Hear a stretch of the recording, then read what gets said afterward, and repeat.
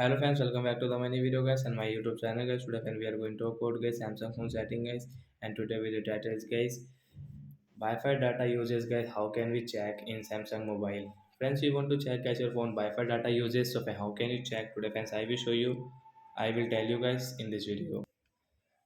So friends, we will on our phone setting guys. After on phone setting guys, you can check this type of setting. So guys, we will search here guys phone Wi-Fi data usage. So once you can see guys your phone Wi-Fi data uses guys, we will tap here guys.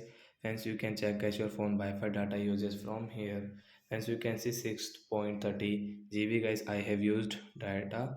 And when where I used my data guys, you can see Play Store, Google service, YouTube, Chrome guys. I use this Wi-Fi, and guys you can check guys 29 October, 26 November, 1 and 20 October guys, 9 July to 6 August guys. You can check guys your data uses guys, all data history guys. You can check from here where you used like 40 B I used here. So like that guys, we can check guys phone Wi-Fi data uses, and guys we can use. So that's it guys, thanks for watching the video, bye guys.